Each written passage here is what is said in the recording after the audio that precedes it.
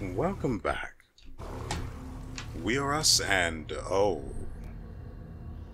I didn't realize we'd be starting here.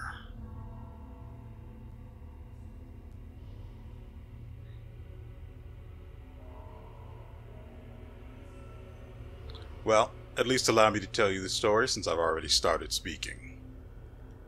Naturally, I could just cut this out of the video and start you guys off somewhere more appropriate, but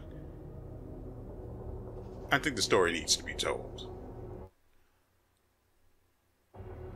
So, what happened was, I decided after the video ended, I was eager to, let me show you guys. I was eager to test some things out. As you guys know, in the previous video, we picked up the heavy crossbow of degradation. What it does is actually incredible. It's a thundering burst crossbow. So it's got 3 effects on top of being enhancement +2. Thundering causes it to deal 1 to 6 points of sonic damage when it hits. And Thundering Burst causes it to also deal sonic damage and then deal extra sonic damage on a crit. So crits with this thing would be disgusting if he had the ability to use it proficiently like he does with longbows. But he doesn't, so the damage this thing does will be lesser than. But it's fine, because it's actually still a pretty good weapon. There's no one else that can use it properly, but it's still a good weapon. So I have it on him just to at least, test it out. I wanted to see what it would be like. But when I had him actually use it, look at all of these bows he's got. When I had him actually use the bow, the sonic damage didn't take, or I don't know if the boss is actually resistant to sonic damage or something, but I hit him with it and the sonic damage didn't apply, which was weird. The boss also can't be crit because, why? Well, you could put him to sleep.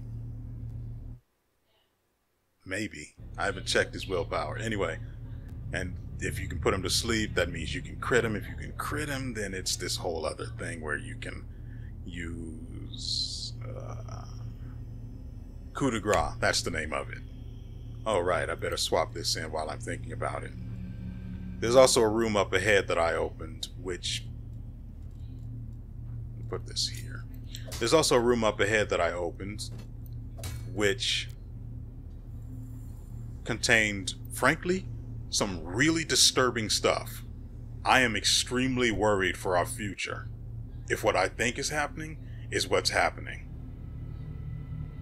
But we're going to get into that, and we're going to get into that later, as long as I remember. First off, I'm not even going to show you guys what that weapon does.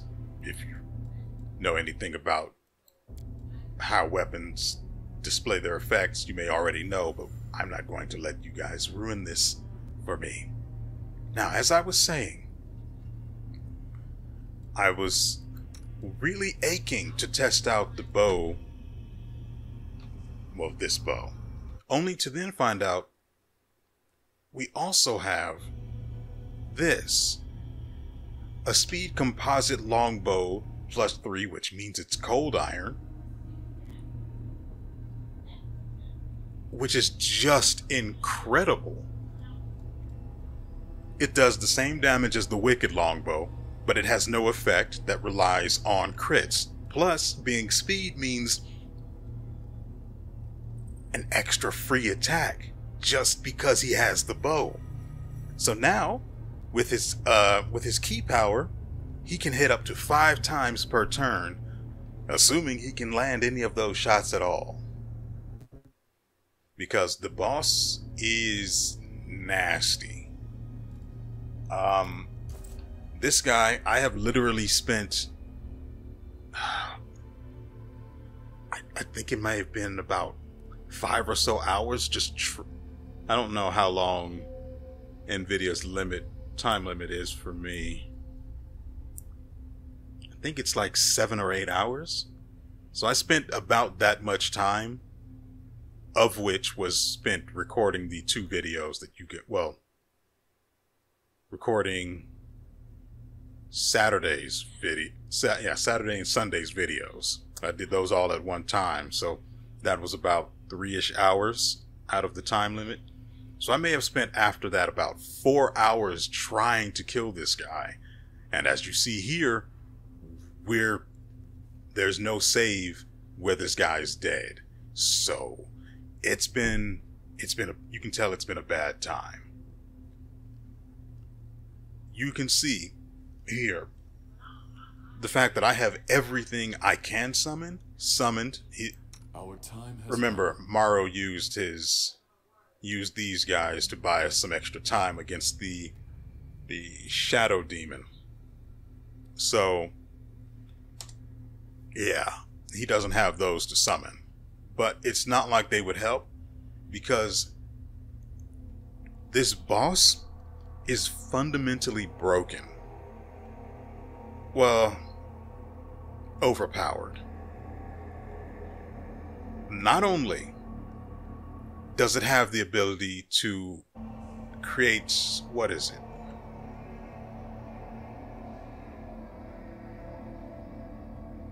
There it is. Not only does it have the ability to create a stinking cloud, which means anyone without sickness resistance just can't act, because, you know, that's totally a thing. But it's fine because Dayran has removed sickness, which, once applied, allows anyone to absolutely resist being affected by nausea or sickened for its duration.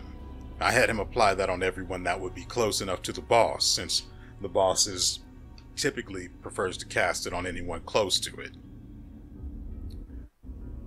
But then the boss also has the audacity to have Thorn Body and Fiery Body. So this is just AoE CC it has to cast manually, and then these it gets basically for free on its first turn, because we can't kill it immediately because it has False Life Greater. But that isn't where things get stupid. Those I could manage. Those I could just fight plain through. Except for... where is it? It has to be here.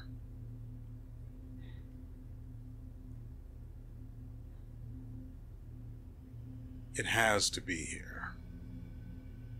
There it is. Except for this. Unholy Nimbus. Let me read this BS to you. 3 times per day as a free action, a Nalfeshni can create a nimbus of unholy light, causing nauseating beams of writhing color. God dang it. Well, that certainly took longer than it had any right to. But we're back. So let me get back to quickly complaining about this thing before we move on with what we're actually going to be doing today. Again, here we have Unholy Nimbus. 3 times per day as a free action, a Nalfeshni can create a nimbus of unholy light, causing nauseating beams of writhing color to play around its body. 1 round later, the light bursts in a 60-foot radius. Any non-demon creature caught within this area must succeed on a difficulty class 22 will save or be dazed for 1 to 10 rounds as visions of madness hound it. And the save difficulty check is charisma based. So, allow me to paint you a picture here. There is I'm not sure if I'm seeing the name right in my head or not. A Cholaxin Marauder hidden back here, which casts Mind Fog, which I'm pretty sure I have someone that can cast that.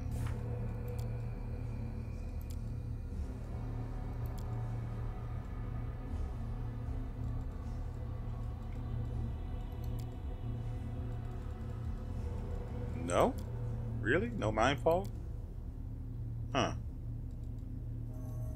You wouldn't have it. Neither would Lan.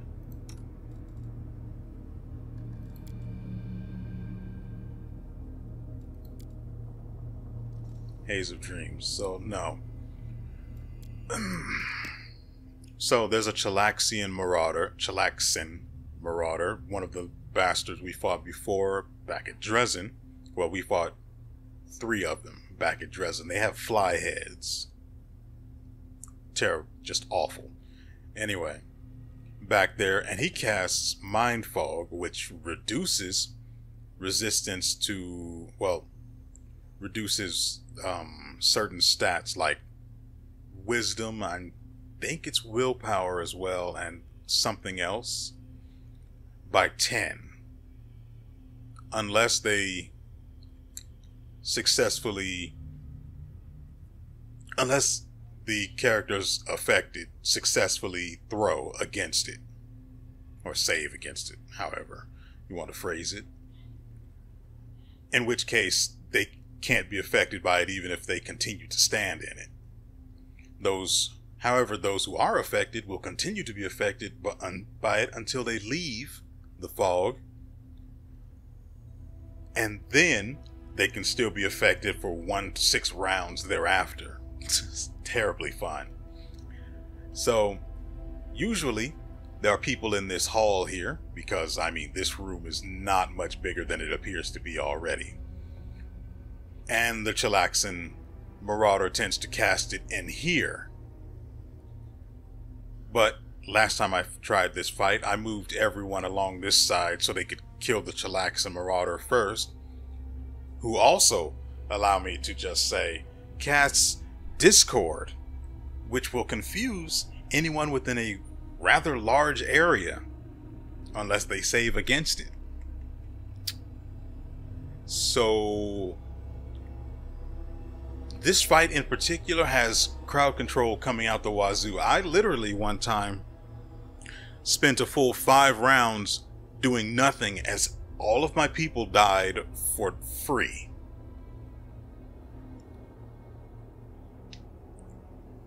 I can't beat this guy. He's got too much in his favor, and I have too little. I mean, I could rest, but that still doesn't do enough for me.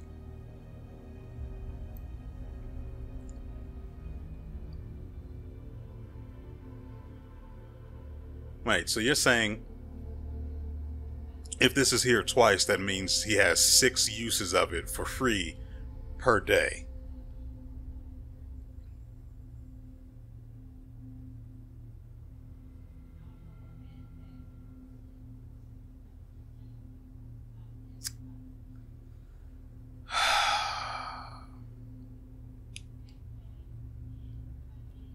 Frankly, the boss himself doesn't hit hard. It's just that once Unholy Nimbus and Discord from the Marauder are put in play, that's it. No more fun.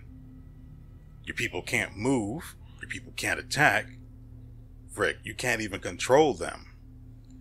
Now, I've tried this with all of these summons, except for the ones from Maros Jug or Mug. It's been a bad time every time.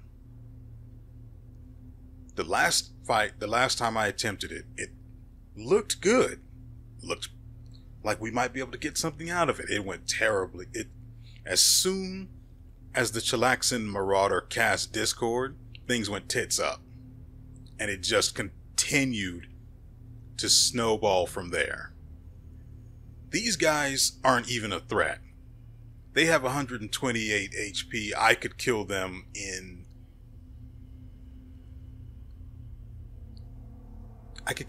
about 2 rounds. If I could focus them. But I can't. Because I have to kill the Chalaxian Marauder, who is, frankly, way harder to hit. The guy has a really high armor class, and he casts invisibility on himself, which means I have to take Dayran and spend one turn casting glitter dust on him so people can hit him again. And then once this guy gets all of his buffs in place, he's that much harder to hit. And melee attackers run the risk of getting blinded when they hit him. Of course, that's only if the character is good. But are they counted as good if their weapons are blessed to be good aligned? I don't know.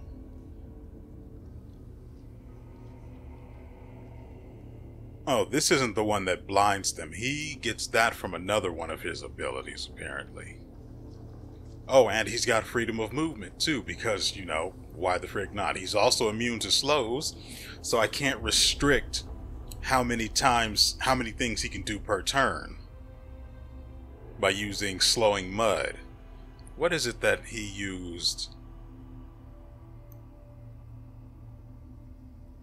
No, he used something, some sort of buff that allowed him to blind anyone that attacked him.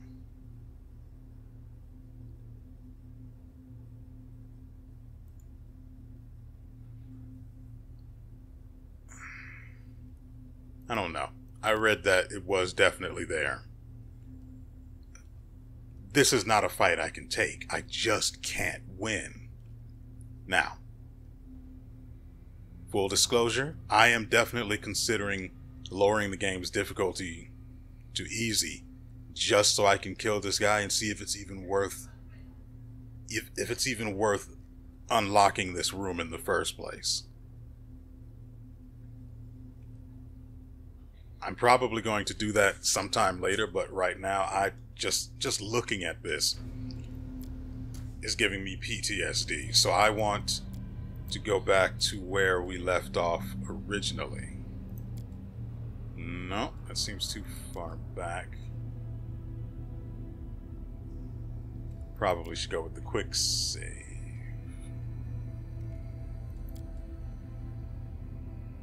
This one? Let me check really quick to make sure. Yeah, no one's got the... What's the name of that buff? Remove sickness. So yeah, we are as we should be. Oh, what a rough ride.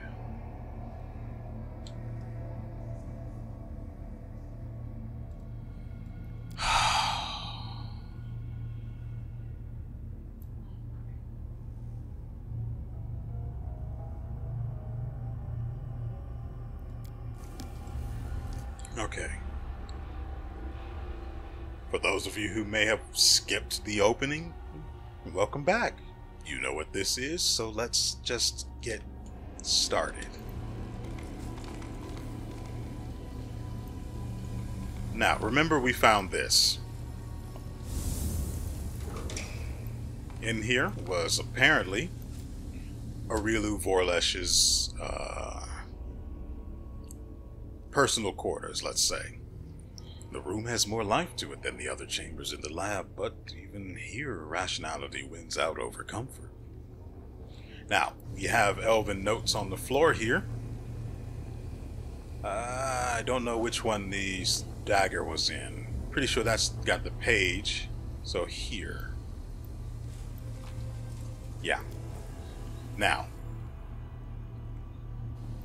I'm going to read you this page, and I want you guys to remember where you last heard these words. The commander and his army walk up the high banks of the West Selen River, where it draws near the border of the world wound. The soldiers' feet halt unbidden. On the other bank rises a series of cliffs too regular in shape to have been formed by wind or water.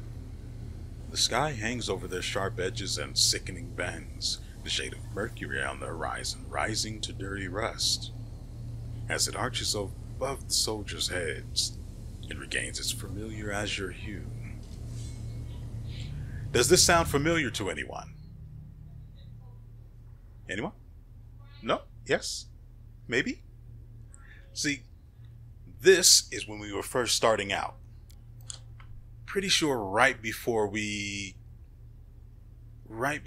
were just terribly accosted by the Vescivore swarm. And lost so many good people because I wanted loot more than I wanted to finish the event? I guess you could put it that way. Anyway, that leads me to the suspicion of what Aureliu Vorlesh's ultimate objective is. If I'm correct, she's trying to become more than the architect of the world wound. If I'm correct, from the looks of it, it looks like she's trying to become, I guess you could say, the architect of fate, right? Is it this way? No, that's the wrong way. I still haven't found out what to do with the crystals that I have.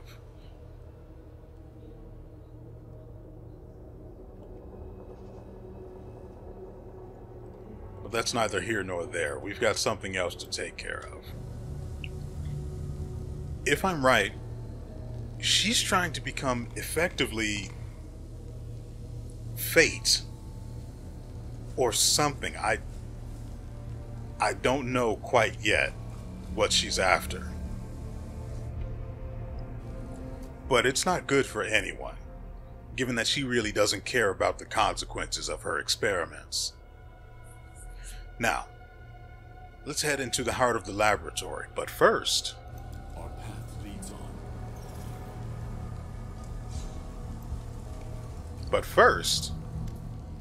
the fog enveloping you seems at once as thick as soup, yet almost transparent.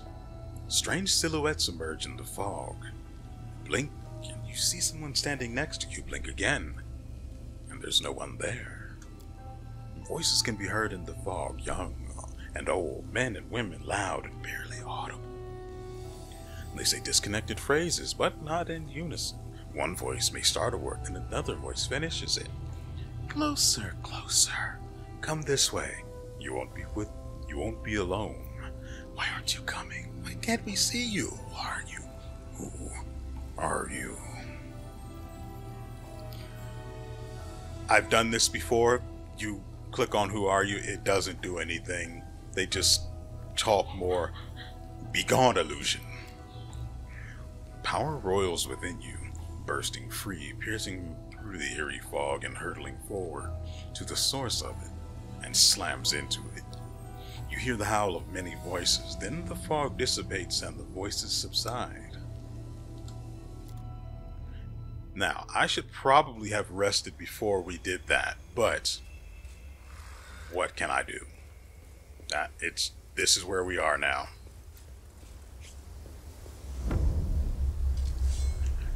Seela, how many times do I have to tell you? Slow down. With you, it's always act first, think later. I'm not doing it on purpose, Semi, I swear. I know you're not doing it on purpose. I know. So now let's try that move again. Seela's dark eyes are filled with tears. She blinks them away. Seela, are you alright? Everything was different for a moment. My life was different, as if Semi, the paladin who died because of me, was still alive. She trained me and we traveled all over and so much happened. Seela grits her teeth. It was an illusion. Let's just drop it. Don't cry, please, or else you'll make me cry too. Can you keep going? I'm always ready.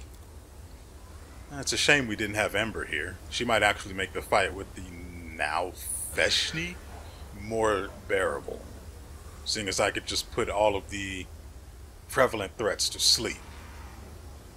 Presumably.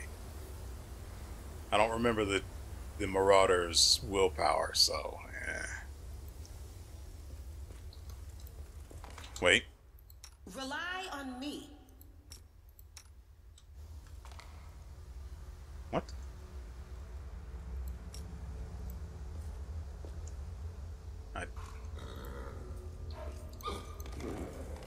We will win this war. I guess this is a no riding zone. Something weird.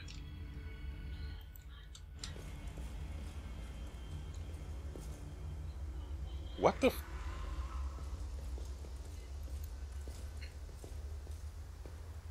Together, we stand.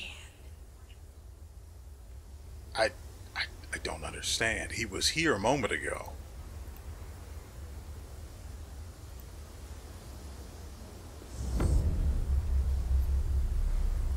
This is Regil. Regil gives you a stiff nod. Commander, what happened to you? To me, nothing. I assume an attempt was made to invade my mind, to extract some secret urges, passions. Thankfully, like any good officer, I possess none of those things. Are you ready to move on? Ready and then some. I insist that we move on without delay. We must find whatever it is that is trying to influence us.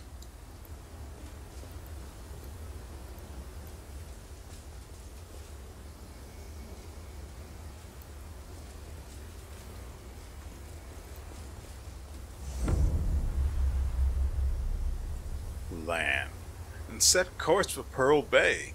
Heave anchor, raise the sails. If you want to eat your dinner under palm trees on solid ground, we better get a move on, lads. The illusion vanishes. Land shakes his head in amazement, then, with a mixture of shame and irritation, he bursts out. What? What was that? Where did it come from? Why? What was that? Land frowns, then drops his head and mutters. My mom told me all kinds of stories when I was a kid, you know, about pirates and the like. One time all three of us even played pirates together, me, my mom, and my dad. I was the captain. Stupid, I know. Truth is, I've never even seen the sea. This place is foul, and the visions in it are foul too. It's not stupid at all, not even a little. Why don't we play pirates together when we get home? No offense, Saivu, but I'm not in the mood to play. Land desperately tries to change the topic. But if you behave yourself, I mean only if you're really good, I'll get you a pirate hat. Are you ready to move on? You bet I am.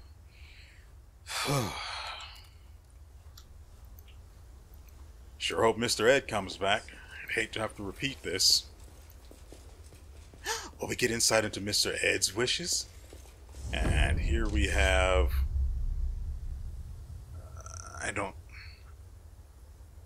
Greybor. I don't know who this is that's talking.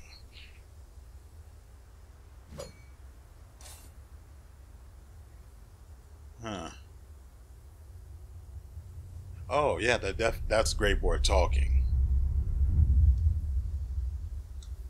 Okay. The vision disappears. Greybor stands motionless for a moment, realizing what just happened, then spits cynically on the ground. Well, those bees got into my head. Your vision was so peaceful. Greybor shrugs in deliberate nonchalance. It happens.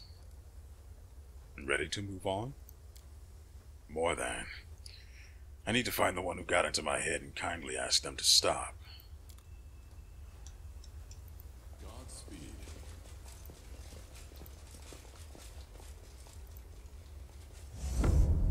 And then we have Dayran.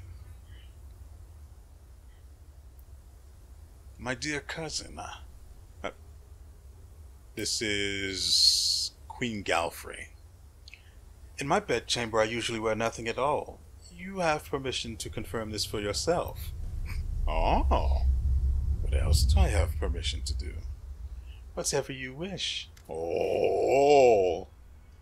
The illusion dissipates. Dayran's eyes immediately snap open in amazement, but he quickly realizes what happened and swears under his breath. Then he turns to you, guiltily throwing up his hands. Demon magic. I bloody hate demon magic. Well. Wow. It would be wiser for you to hold your tongue. Listen, no, just try to put yourself in my place. You're a young lad from a noble family. You have a distant cousin, and she is stunning. A lady, a knight, a queen, a beauty. You interact with her, but not enough to dispel the infatuation.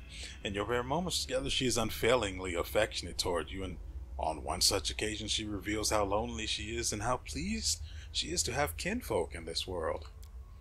God, it's when I was 13 or 14, Galfrey was the queen of my dreams. Of course, as I grew older, my eyes were opened and I saw the ruler of Mendev as she actually was.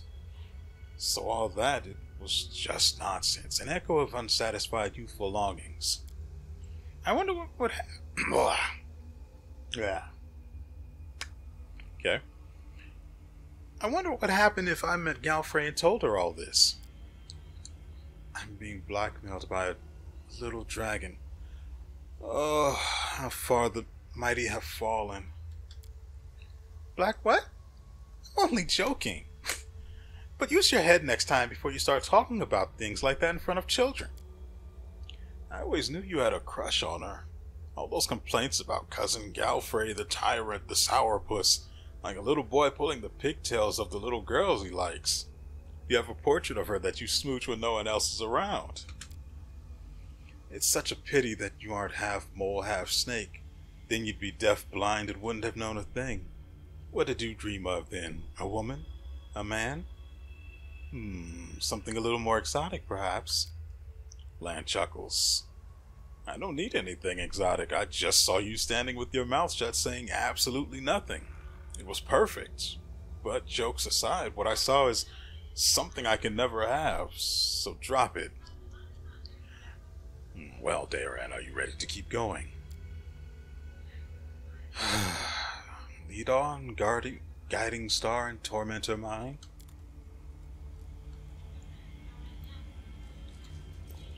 Sure hope the horse comes back. Oh, look who's here. Let's go ahead and hard save because, well, why not?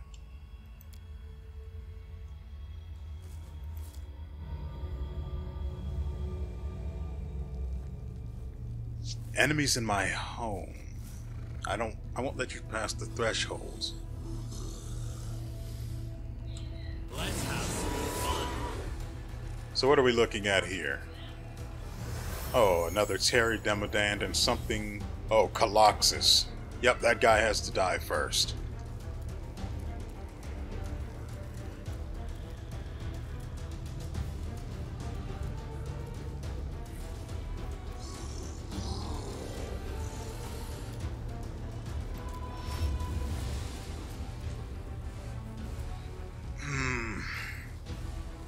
If I delay their turn until he can attack, or use glitter dust so he can kill the Chaloxin, he gets a turn, and both of these guys get a turn. Oh, it's not a Choloxin, it's Coloxus. Given that he isn't a marauder, maybe he doesn't have the spell I'm worried about.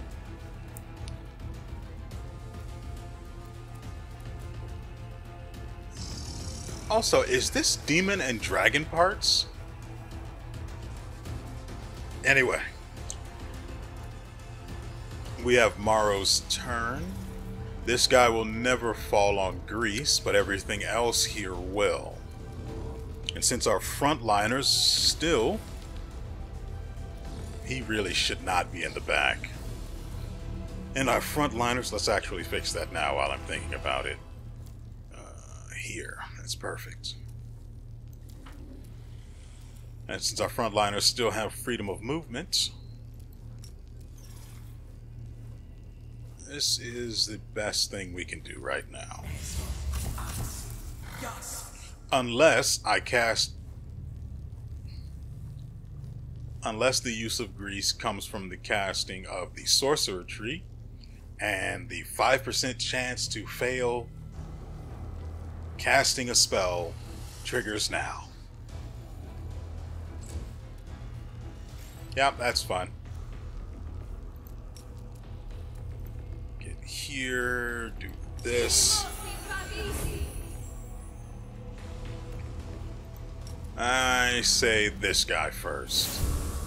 Although this one is just... we could be in for a really rough one.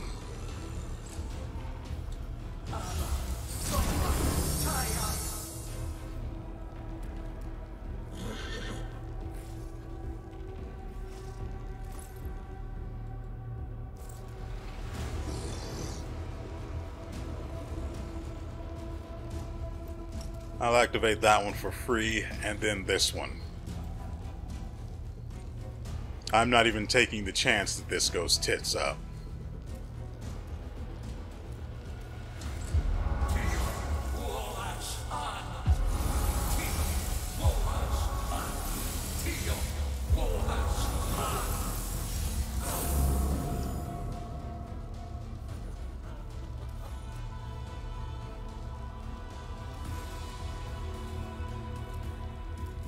This one. Oh, come on.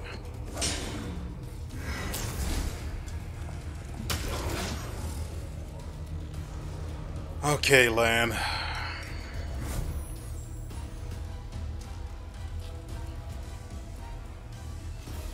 This guy will kill everyone. Dang it. This guy and this guy are the most dangerous ones here.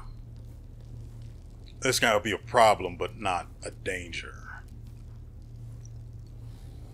I don't know how to resolve this problem. Except to kill this first. You've crossed the wrong mark. I've seen that thing crit for 100 damage, so we're not playing that game. Simply business. I wish he could land a hit.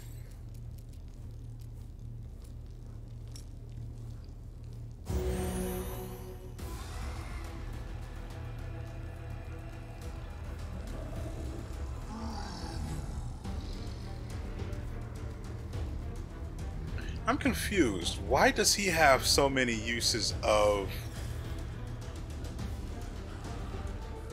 Oh, we got rested, didn't we? Yeah, as we went through there, we were effectively treated as having rested because he should not have 15 uses of channel positive energy. Well...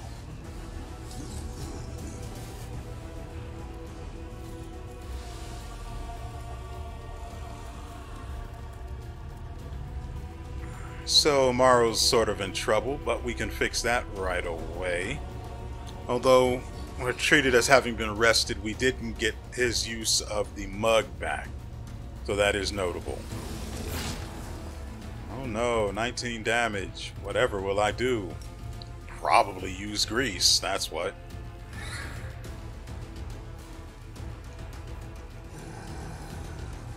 Yep.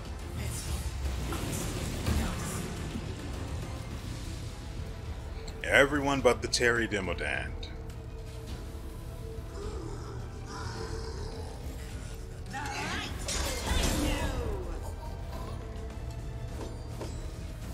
Can't allow that guy to have his turn. Retreat is not an option.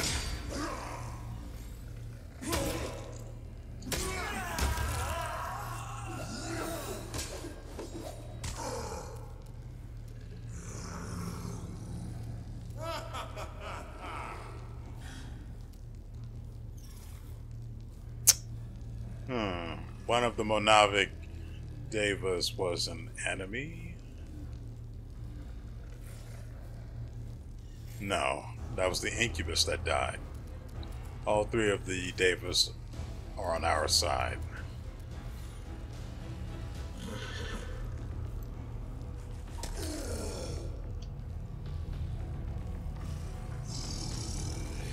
I like how this guy's just standing there. That's my favorite. So long as he stays like that, we can be friends. You won't survive me. Now, what are we looking for?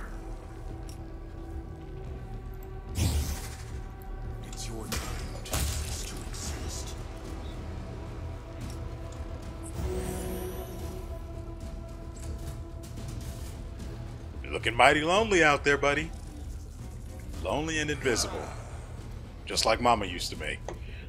We don't have anything to reveal him.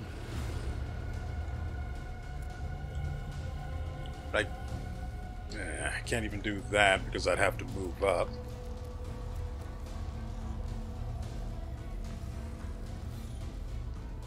Weird. If we were rested, these spells would be back. So I don't understand why he didn't have all of his uses. Why he had all of his casts for that back. It's really weird. Do not hold back. God, I wish he could do something useful for once. Aside from make everyone else more useful. That's fun for like 5 minutes and then you're bored of that character. No glory without. And of course, this is a mess I made because I was hoping I'd be able to make a character that could be offensive, dangerous, well, offensive and supportive, but he's just meh at everything except for damage, which he barely does. Kneel before me. Attack him. Why won't you? I don't. It doesn't make sense.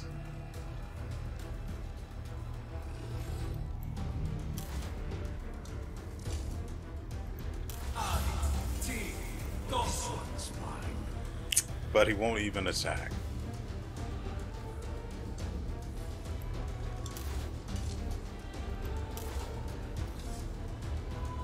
So now, we just skip his turn.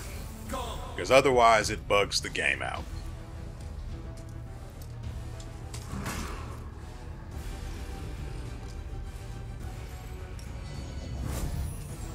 Endure this.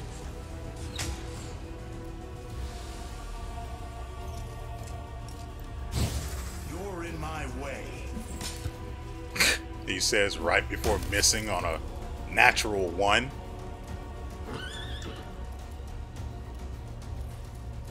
Absolutely bamboozled. Well, whatever. I'm just happy he's standing there doing nothing. That is what I like. We need scrolls and fairy fire. I don't remember what fairy fire. There it is.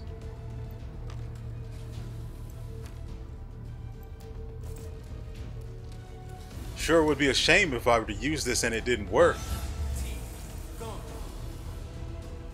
Huh. Sort of like that.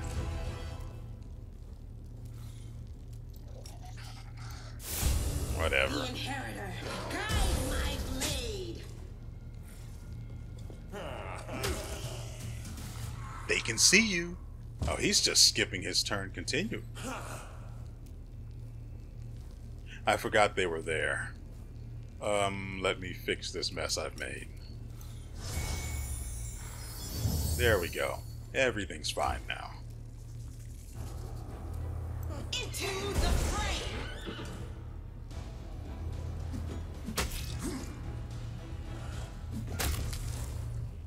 Beneath the top layer of the quivering red mask, you can make out the features of various demons. An eyeless Lilitu opens its mouth in a silent scream. Najai wriggles its multi-jointed limbs, broken tails and wings trembling. All of it connected, fused into a single whole, and this whole twitches convulsively as you approach. You hear voices, the same ones that called to you in the fog. I wane, I dwindle, I gasp for breath. What are you? Now, nothing you killed, ruined, but you, what are you? The voices are unleashed in a drawn-out shriek like a death cry.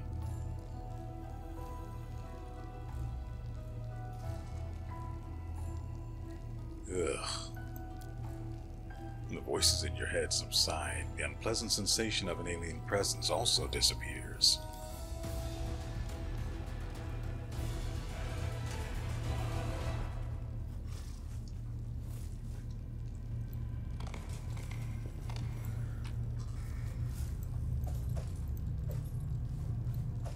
is this one. Yep. Okay. If it looks like we're going to be getting into another fight, I'm probably just going to skip out because... or retreat and... startled me. Retreat and then rest because... why the frick not?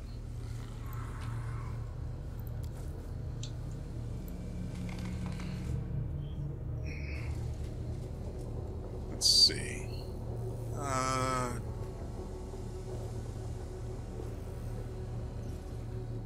This mess was alive when we came in. Was it? I don't understand what the frick we were talking to. Was it this mess?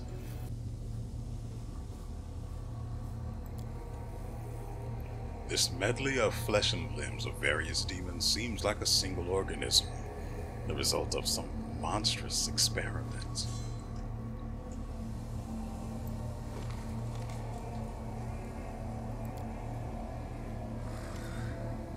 Before you is some kind of magical device. Yeah, we know what this does.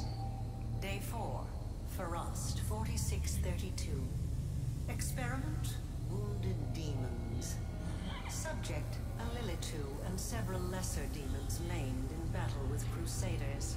The fusing of body parts of different life forms has been done many times before, and is of no interest to me. The focus of this experiment is the fusing of souls. Desired result, to preserve the specific abilities of the donor subjects in the final fused entity. The idea is promising and may influence my other research. Well, that's worrisome.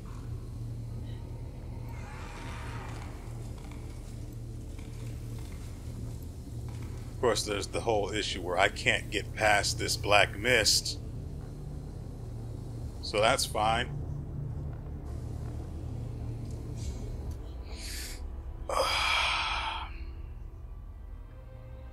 So we've been everywhere so far, and we have not seen anything that would give us an idea as to how to get past these barriers. These are the barriers the elf was talking about that only let demons past, but I can't do anything about that.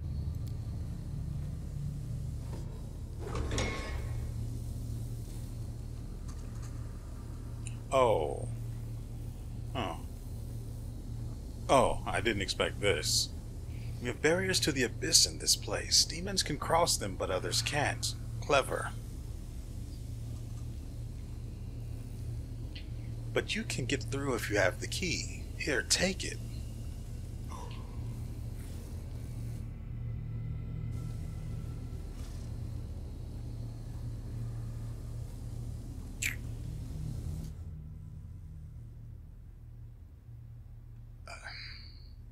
I mean, okay. I will. Rules are made to be broken. Why was he... It seems like he was the only one who ended up arrested.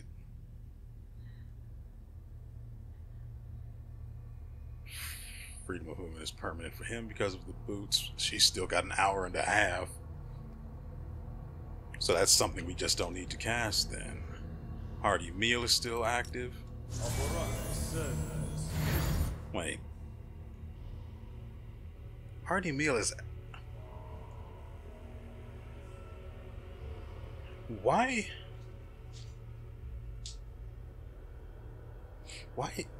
is this only 23 hours and 43 minutes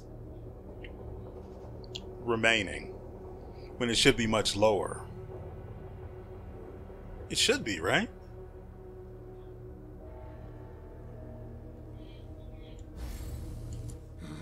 I'm pretty sure it should be. Anyway, I do want to swap Land's weapons.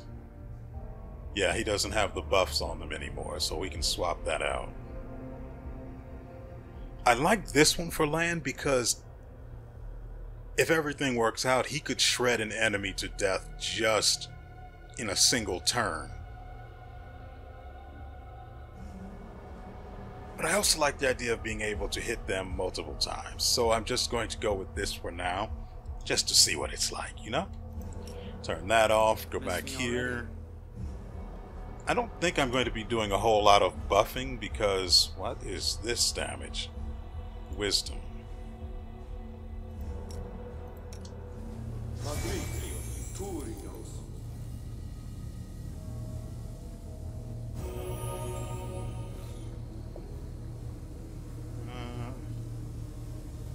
That does not get rid of.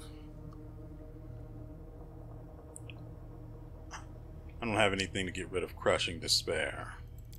But Mr. Ed's the only one that has it, so it's of negligible concern.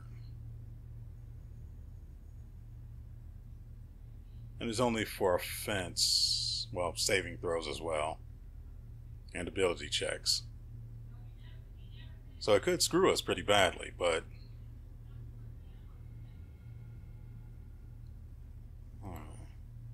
need good aligned.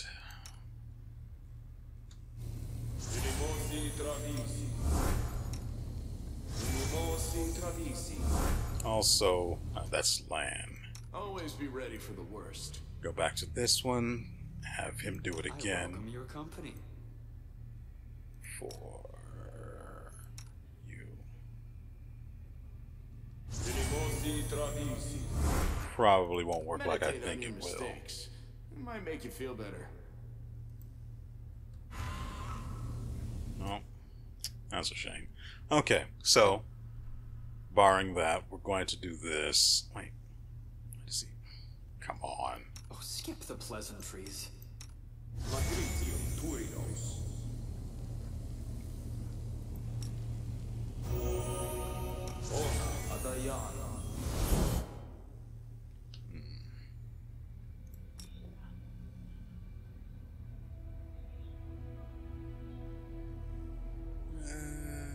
Yeah. Oh, he already has it though. Almost messed that up. Regil is a bit of an issue. He's got Crushing Despair as well, and we don't have anything to get rid of that. Because anything that requires him to roll willpower, I was going to say wisdom. Anything that requires him to roll willpower will instantly get through because he has none. Which is weird because his entire character is built around self-discipline, which requires... Right. Yes. It requires willpower to be self-disciplined. So that's kind of annoying. And it's going to be there for another 4 minutes, right? Yeah, that's fine. Perfectly reasonable. Is there anything else we can... Nope. I mean, we can do this.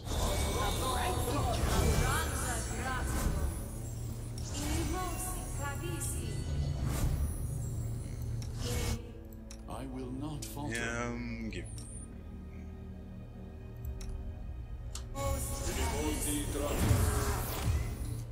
Now, really quickly, I do want you guys to see this.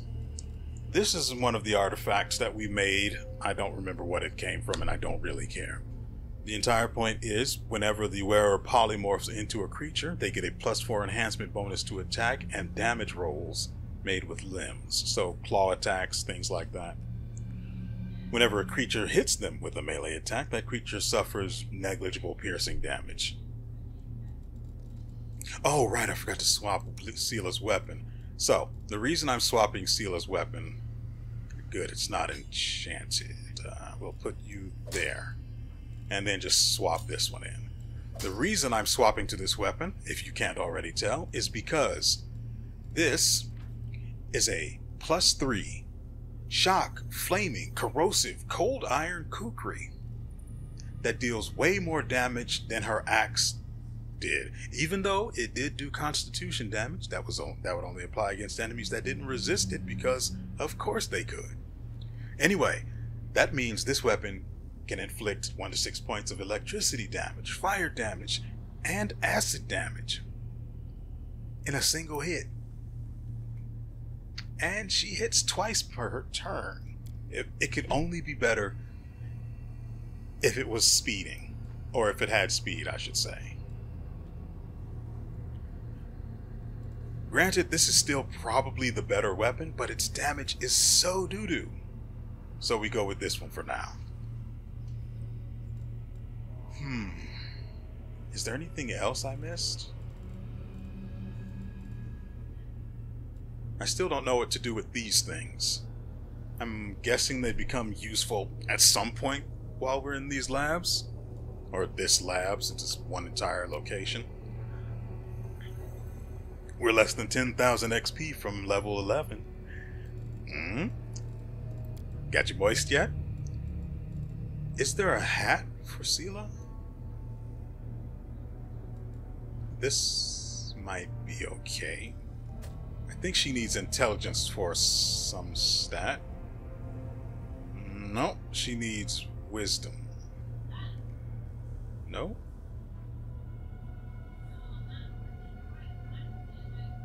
Yeah, she needs... what's the word? Charisma. It was literally right there. Frankly, I'd rather have her keep what she has now. Okay. So, Miles' confusion about Dayran being wrested aside, I think we're okay. As long as she has angelic aspect, her weapon is considered, good aligned. So we'll do this. Okay. And get rid of that. Okay. Now we can move forward. Probably should go backwards, but...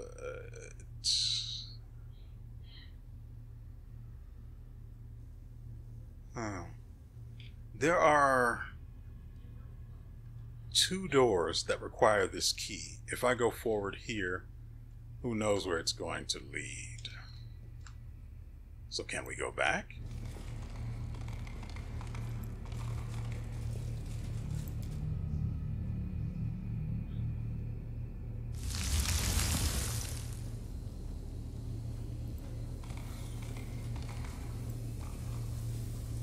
Can we use the key to free her?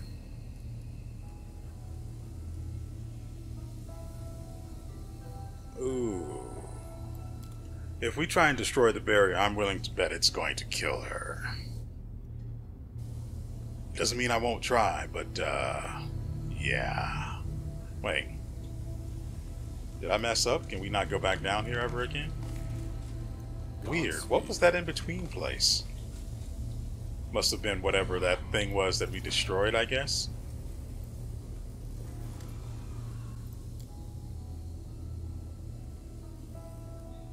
The barrier radiates danger. Of course it does. Meanwhile, my finger radiates the F8 button. Right after I press that. Okay, going through all of that trouble was not worth it, so...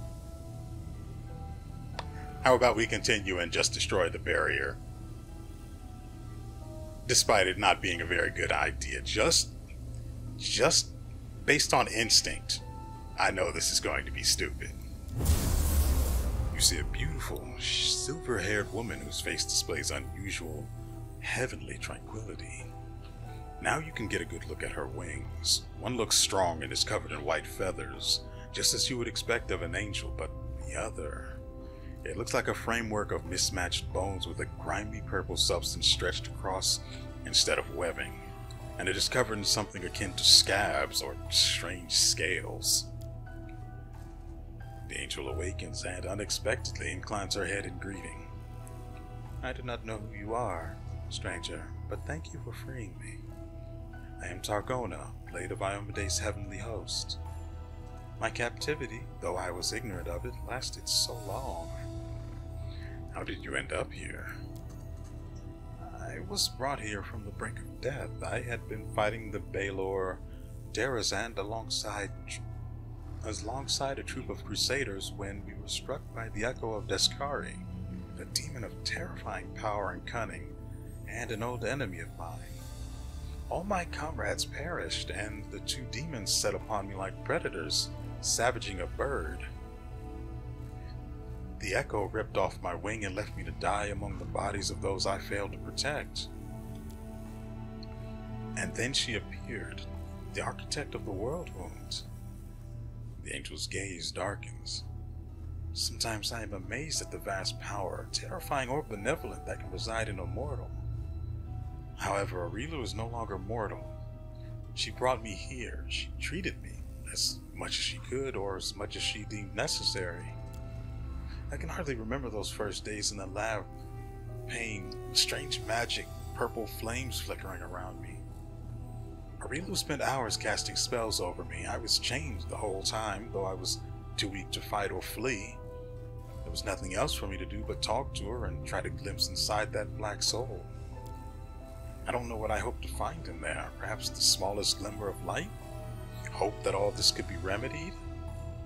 All I saw was twilight, a veil of arrogance and secrets that WeArEuS used to keep herself separate from the world.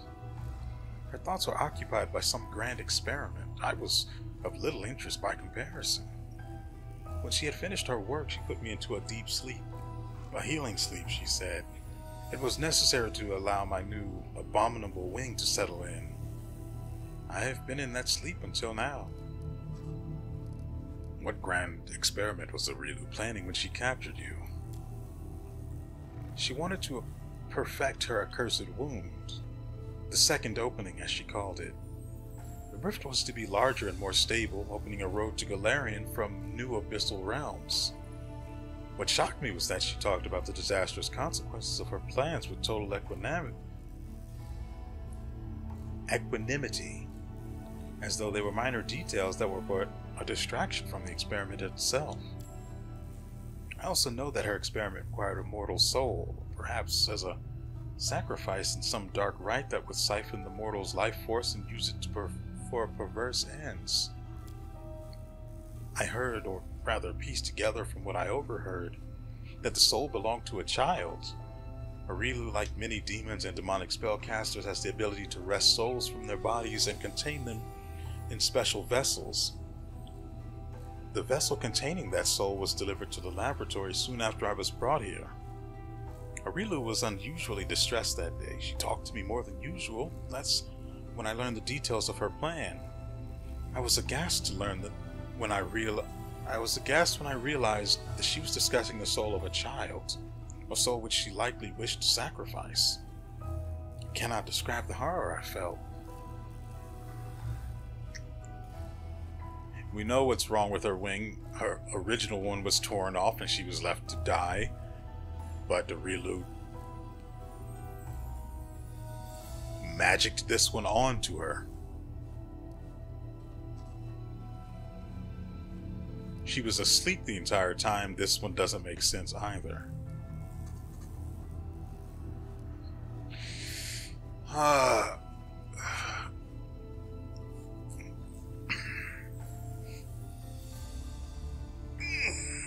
Alright, let's do it. Maybe she's got some extra info for us. It is the work of WeArEuS. The wing is fully functional. Its creator isn't known as the architect for nothing, but it frightens me. There's more of the abyss in this wing than in the eyes of an enraged Balor. If I were you or your commander, Angel, I would immediately order that demonic wing be amputated. It is corruption that has been placed inside you. The consequences of that will be inescapable. You may be right, Knight, and my superiors in heaven may make the same decision. Finian's voice trembles. I'm sorry. I'm so sorry this happened to her. It's terrible. She should never have been... No living creature should ever be treated like that. You really have no place to talk, my weapon-faced buddy. And here we go with another inane question. Even the goddess cannot hear me within these walls. This place, it belongs to the abyss, not the material plane. I cannot call for help, only pray for a miracle. Perhaps your arrival is the answer to that prayer. So, even though you've been asleep this entire time, well, a good majority of it, is there anything you can tell me about this place? I only know a little. Aurilu once let it slip that this refuge is where she wrote the Lexicon of Paradox, the book of dark magic containing the secret to the world wound's creation. That means this place is older than the wound itself. Aurilu must have created it, at least part of it, before her great atrocity. I was astonished at the strange way she seemed to speak of this lab. It was as if she despised this place, yet she tried not to show it. There was a moment when I wondered if this hatred was a sign of her contrition, but I was mistaken. Aurilu WeArEuS is incapable of feeling contrite, even for a heartbeat. She's like a tempest, hurtling forward and sweeping aside everything in its path. Well, thanks for all of that. It was actually really useful knowledge, but it doesn't help me, right now. Well, yeah, it doesn't help me right now. May the power of heaven go with you. If only I could help, but my strength has been drained.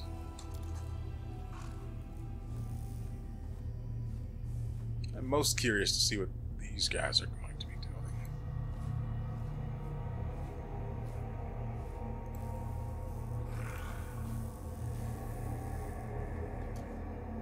Okay.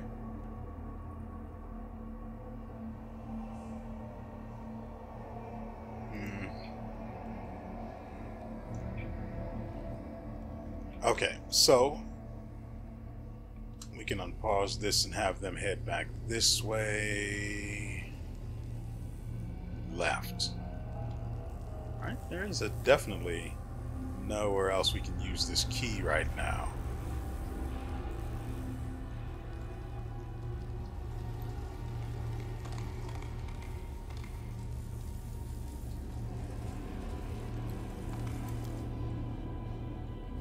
So I'm pretty sure there are... I know there's at least one door we can use the key on, but I think there was another one.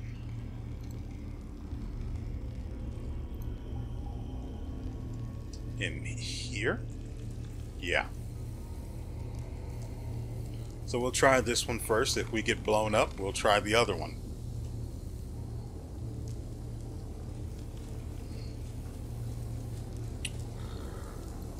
Alright, class, let's do this.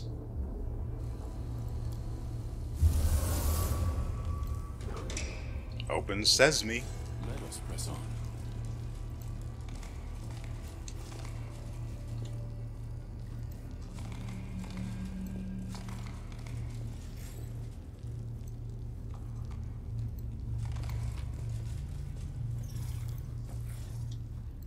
Not sure I want to be eating strange meat I found in an underground... That is a mouthful.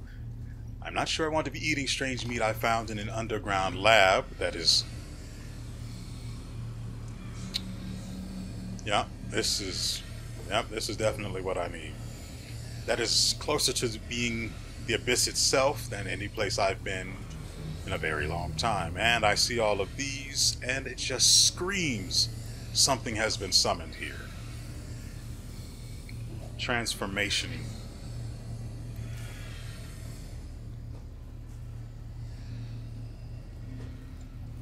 I have no idea where I can use that yet. Can't get up there. Because why would there be something reasonable?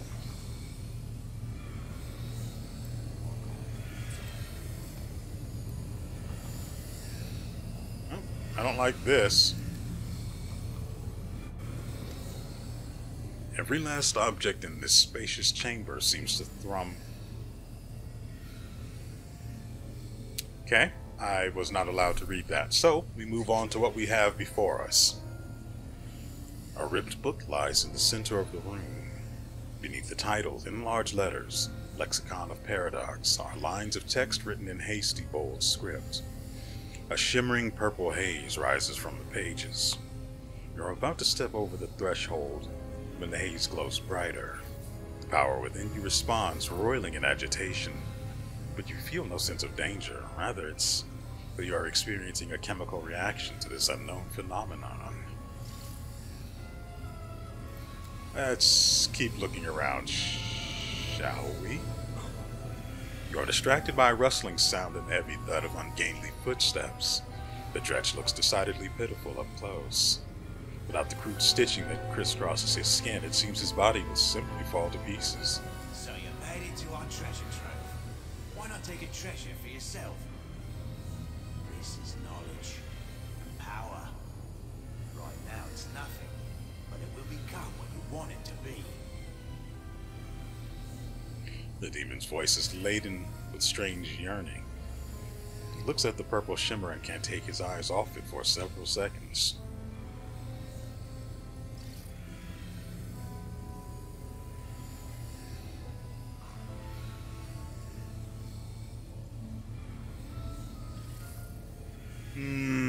What if I don't, though?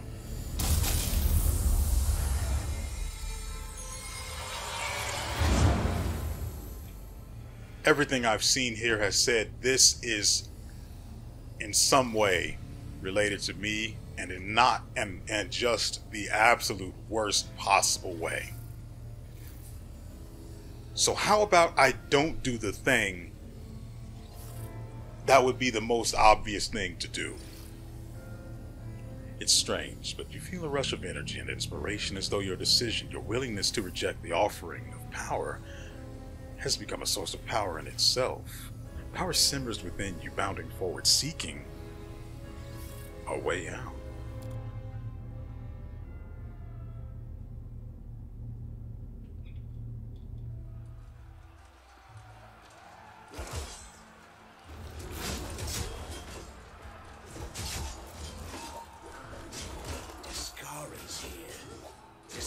Himself. Blimey! One minute we had a dragon, the next, bam, she was gone. What are you gonna do? Fight or flee? If flee is your plan, let me help you out. I've got a scroll here with a good protective spell. I think I'm going to look for a way out of here. Give me that protective spell. Right away. Stand still now. No fidgeting while I cast this on you. Cast this necromancy spell, he means. Good luck! Try not to get eaten now!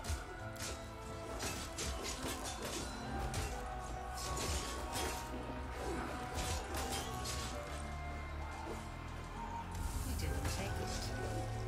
A mark of wise caution or cowardice. But shouldn't his instincts have offered a clue?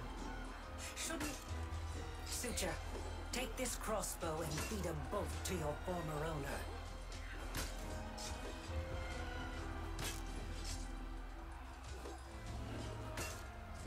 Interesting.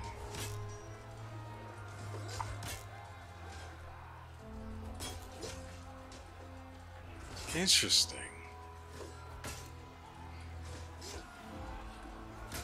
This happened in the past, but she's aware of what I've done, the choice I've made in the future.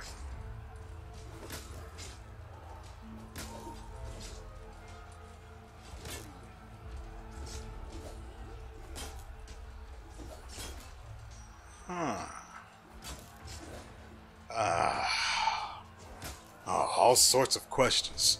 Ooh. That's good storytelling right there. Shoot, Lord Discari. But, my lady, you'll crush me into dust so fine you'll be able to sprinkle me all over the square. As you wish, my lady. I will do it for you.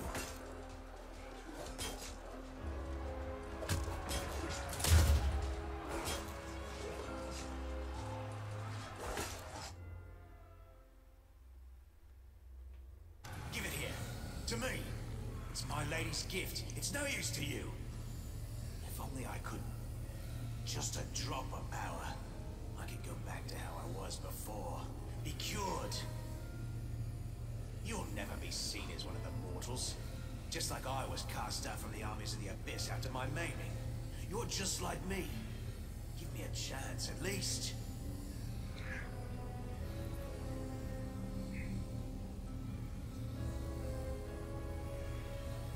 First, tell me one thing. Why did WeArEuS need Discari to be shot? She needed to spill his blood. The blood of a demon lord is a powerful thing and very useful, you see. It's a priceless reagent. You can make so many things out of it. A wondrous blade, for example, that can turn even a wardstone to dust.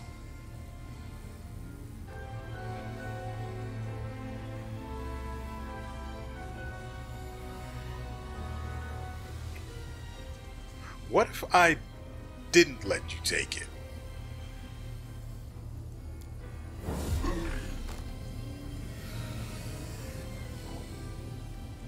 Power roils inside you, sweeping away the demon and the purple glow above the book.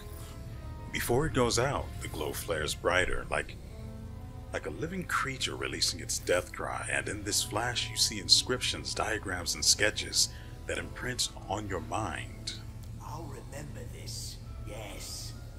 But for now, farewell. I can finally return to my lady.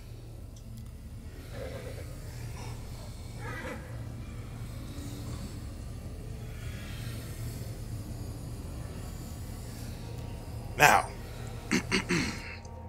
every last object in this spacious chamber seems to thrum with secrets and formidable power. This appears to be the heart of the laboratory.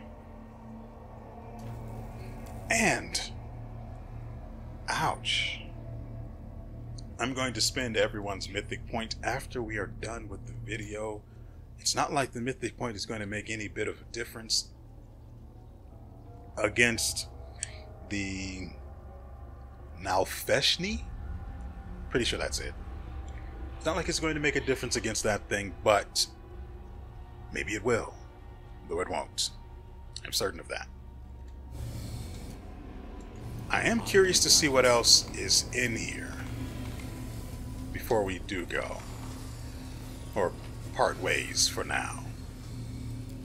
Buckler of Ray Negation. There are stairs leading upward. That is not the way we came in.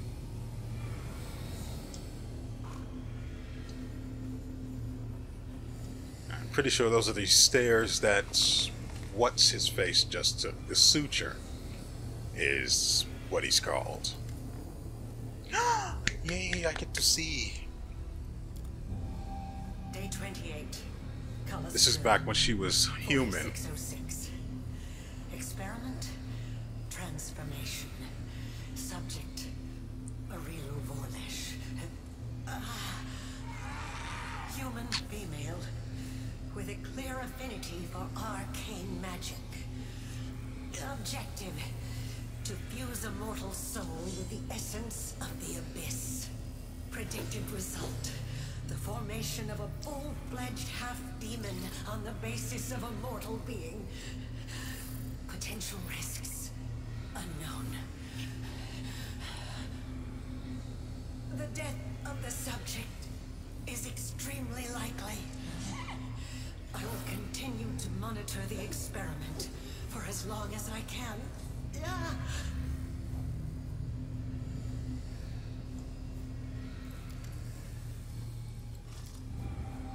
Day 20, Farast 4606. Experiment, the suture. Subject, former Arachne subjected to extreme exposure when passing through the world wound. As a result of this exposure, the demon was reborn as a drench, a unique event in demonology. The reborn demon also acquired serious malformations, which did not respond to standard treatment methods. Objective: to assess the threat to other demons to stabilize passage through the world wound. The survival of the subject is also desirable for the purposes of further observation.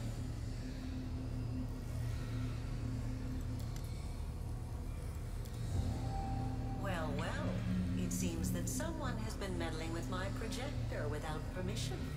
Again. How many times have I told you not to do that? I made this recording for the sole purpose of telling you that when I return, I shall be very, very angry. Oh no. I'm quaking in my boots. See? They're all quaking. Anyway. What else might be in here? That's the way we came in. I'm appears to be another entrance there. Ooh. A bright future awaits Get us. closer. God, that is obnoxious.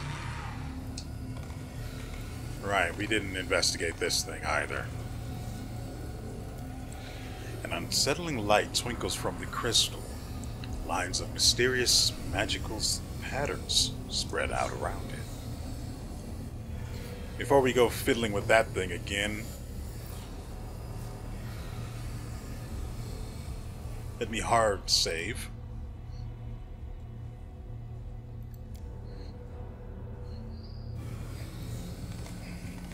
And then we'll go investigate this direction.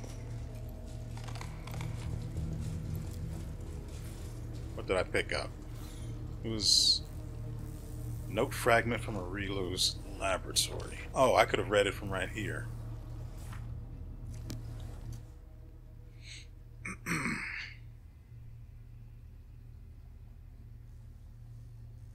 And yet another one. Morrow, send me! Rob, the historian, emerges with an unexpected suggestion from behind the commander's back. This is just the sort of situation where ingenuity and knowledge of the enemy will prove to be more useful than swords and armor. While she speaks, she thinks, I need to prove myself.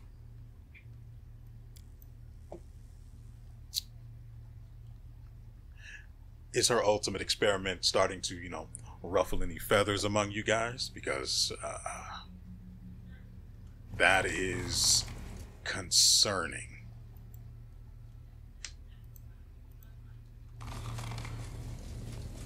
Yet another one. Oh! I guess it all leads there then, huh? Bye-bye. Let us press on. The lock has been battered by someone's desperate efforts to open it, but the door is sealed shut. It seems like a waste. Why even have a door that may or may not be openable if you can't open it? So I have to wonder, can it be opened? We've already seen that wreaked havoc throughout. I don't want to leave that now Feshni down here. Granted, the room it was in is still locked right now, but I mean, I just hate to leave things unfinished, you know? Okay, there's another area on the opposite side, past the rift. Whoops. Gotta resist doing that again. Okay. See how it is? I see how it is. I see how it is. Now, what about this thing?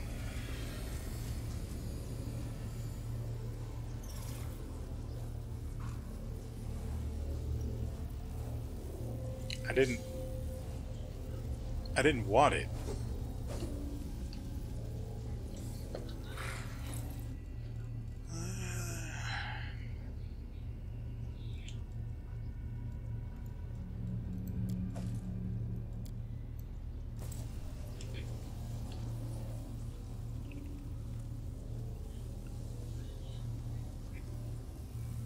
Well, that's where we're going to end the video, everyone.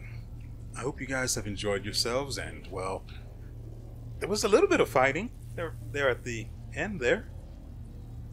Well, not at the end, but, on the way to the end.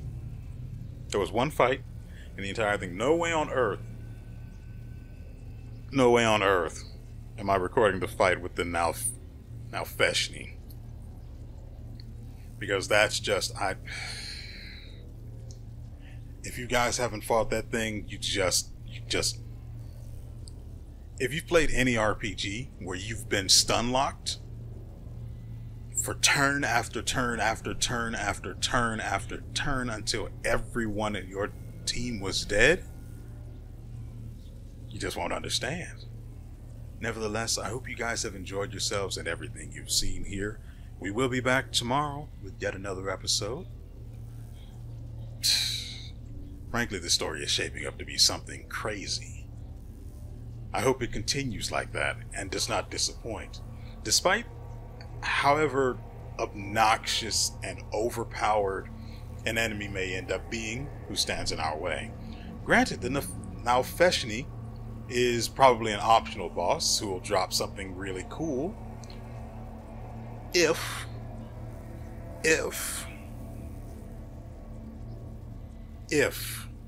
I can kill it.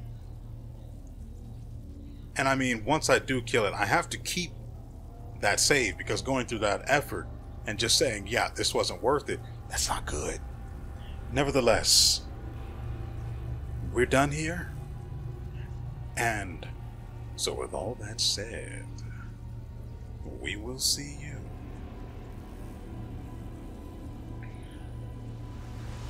next time.